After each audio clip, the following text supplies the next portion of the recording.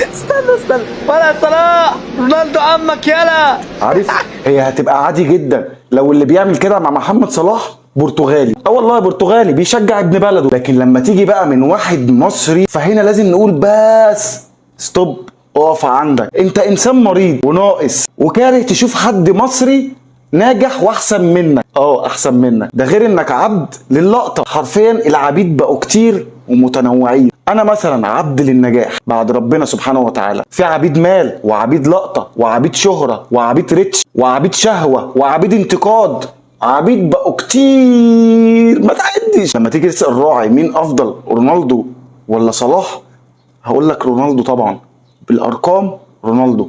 لكن انا ما ينفعش اروح كراعي اقول لابن بلدي في منتخب مصر واوقعه نفسيا رونالدو احسن منك ولا رونالدو عمك. يا مريض، هاجموا صلاح وقولوا عليه ابن الملكه اليزابيث. والفجر اللي بيهاجم ده لو جات له فرصه واحده، مش بقى يلعب هناك ولا عقد عمل في انجلترا، لا، لو جات له اللي هو ياخد الجنسيه الانجليزيه مش هيتردد لحظه والله العظيم. منافقين. خليك كده قاعد ورا شاشه التليفون بتهاجم في الناجحين زي محمد صلاح والسعوديه وغيرهم في كل المجالات لانك فاشل. او كصانع محتوى اعمل فيديو هاجم فيه محمد صلاح عشان ما وقفش جنب القضيه الفلسطينيه. يا منافق اللي بتهاجم محمد صلاح عشان خاطر ما دعمش القضيه الفلسطينيه، انت واحد من الناس خايف على التيك توك بتاعك لا يتقفل وما بتتكلمش على القضيه الفلسطينيه.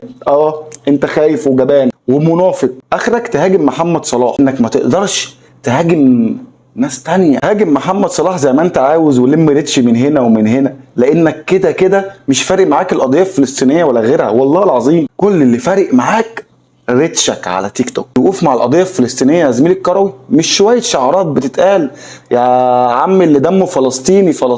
سلام.